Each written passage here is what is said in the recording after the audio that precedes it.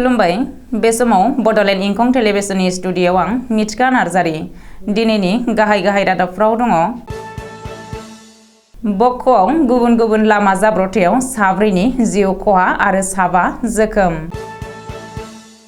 भिजुस हाजरिकाया AIUDFनि गाहाय मानसि बुंनानै खैफोदाव निजामुद्दीन चौधुरी।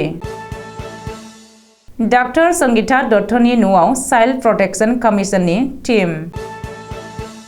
2 नं गुमायाव सेथि रंजालि बैसागु बिदाय फोरबो फालिदों। बरपेटा र'डआव दुलाराय बर' सेनियर सिटिजेन फरामनि सेथि बोसोरसालिया जथुम्मा।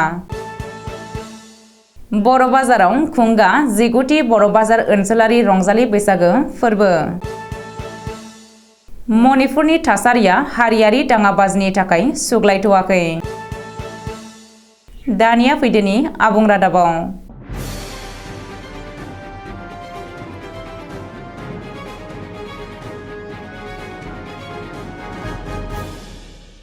गवालपारा जिल्लानि बक्क'आव थांनाय हराव गुबुन गुबुन 2 गिख्रंथाव लामा जाब्रबथाय जादों।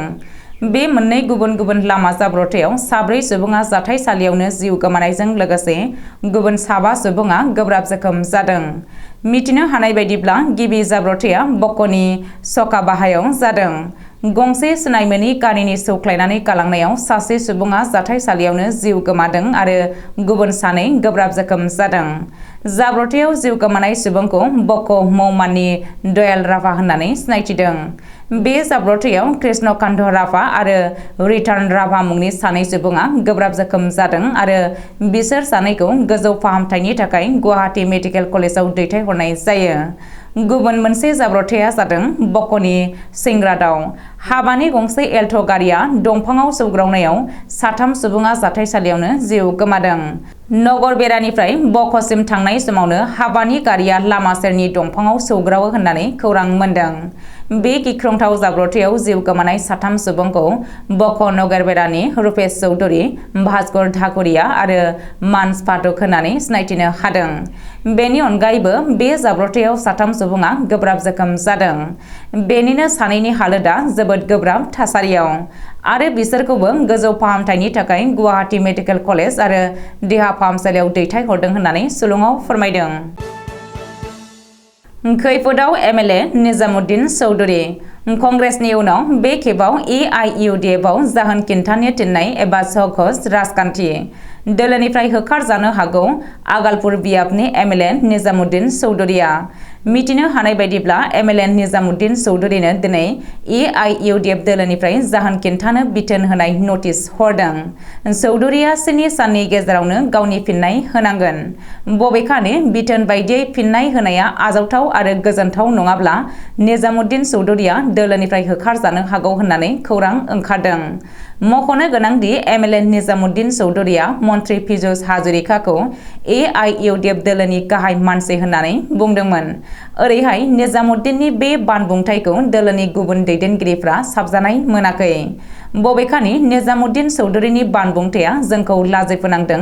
जों दुखु मोनदों भिजुस हाजरिकाखौ जोंनि दोलोनि गाहाय मानसि बुंनानै जोंनि गाहाय बदरुद्दीन आजमलनि सन्मानखौ हानि खालामदों होननानै AIUDFनि दैदेनगिरि आरो MLA आमिनुल इस्लामआ बुंदों।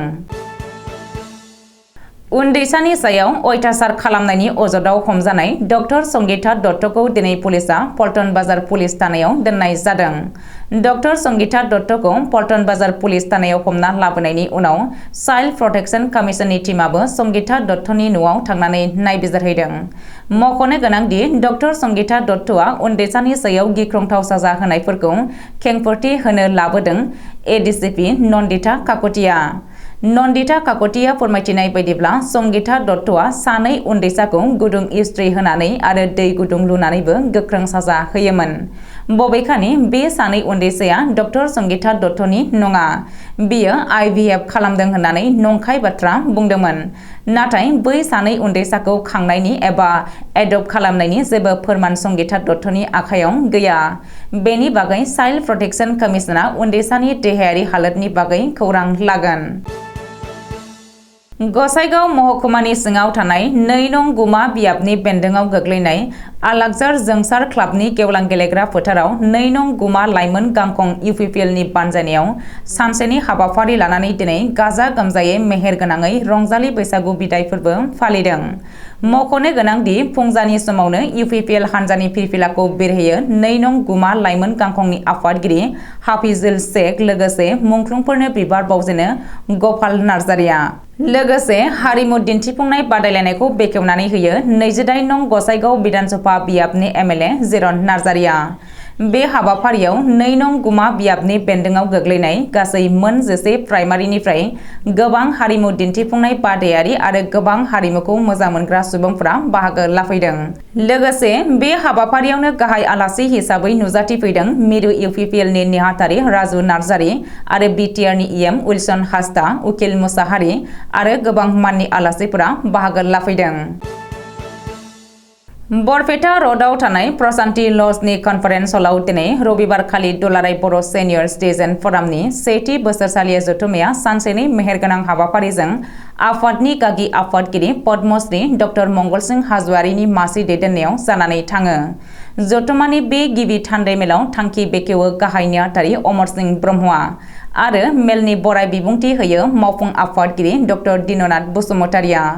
डक्टर बसुमतारिया गावनि बराय बिबुंथियाव आथिखालाव बर' हारिनि गेजेराव बिटिसि बिकेडब्लिउएसिआव राजखान्थियारि, रांखान्थियारि, समाजारि आरो सोलोंथाइ बिथिङाव नुजाथिफैनाय जेंनाफोरनि सायाव गोथौ बिबुंथि होयो आरो बे बिथिङाव दुलाराय बर' सेनियर सिटिजेन फरामा गोबां खामानि मावनो गोनां दं होननानै बुंथिलाङो। गाहाय नेहाथारि अमर सिंह ब्रह्मआ जथुम्मानि थांखि फोरमायथिनाय समाव थांनाय बोसोरनि 30 सेप्तेम्बर 2022 आव बिजनी रैमाली बिएड कलेजाव दाफुंनानै लानाय एडहक कमिटिनि सोमोन्दै बिबुंथियो आरो बे सेथि बोसोरसालिया जथुम्मा खुंनायावनो आफादनि गासैबो दालाय आफादखौ आबुङै दाफुंनो नागिरनायनि बागै बिबुंथियो।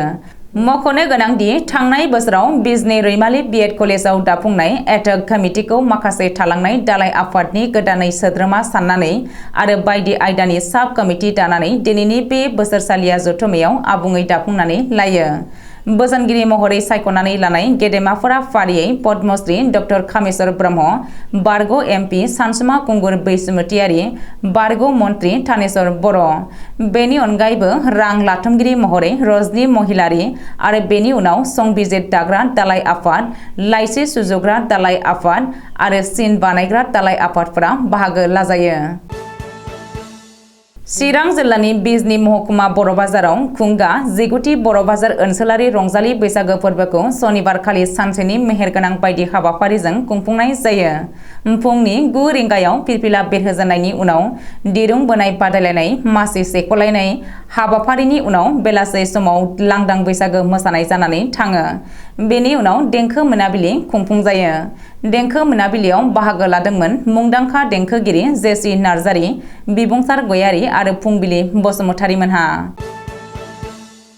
हारियारि दाङाबाजिनि थाखाय आथिखालाव मणिपुरनि दुंहाव थासारिया एसे गाहामाव फैहांबायमोनब्लाबो बांद्राय गाहामाव फैयाखै।